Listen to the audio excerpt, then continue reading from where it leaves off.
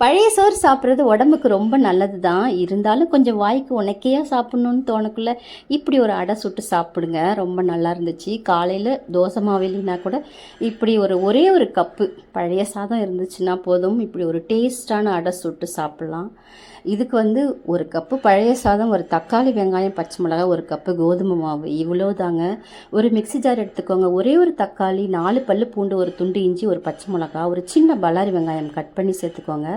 ஒரு கப் பழைய சாதம், ஒரு கப் கோதுமை மாவு, 2 ஸ்பூன் ரவா சேர்த்துட்டு, அரை டீஸ்பூனுக்கு குழம்பு மிளகாய்த்தூள், அரை டீஸ்பூன் சீரகம், தனி மிளகாய்த்தூள் அரை டீஸ்பூன் சேர்த்துக்கோங்க. கொஞ்சமாக உப்பு சேர்த்துட்டு கருவேப்பிலை ஒரு கொத்து போட்டு கொஞ்சமாக தண்ணி ஊற்றி இந்த மாதிரி திக்காக அரைச்சிக்கோங்க. தண்ணி நிறைய ஊற்ற வேண்டாம். இப்போ நல்லா தோசைக்கல்லில் எண்ணெய் தடவி இந்த மாதிரி அடை சுட்டு சாப்பிட்டு பாருங்கள். டேஸ்ட் ரொம்ப நல்லா இருக்குங்க. பழைய சாதத்தில் செஞ்ச தோசைன்னு யாரும் நம்பவே மாட்டாங்க. இது கொஞ்சம் மொத்தமாக தான் ஊற்றணும், மெலிசாக ஊற்றாதீங்க. கொஞ்சம் தடிமனாக ஊற்றி ஊத்தாப்பம் மாதிரி ஊற்றி சாப்பிடுங்க. பாய்.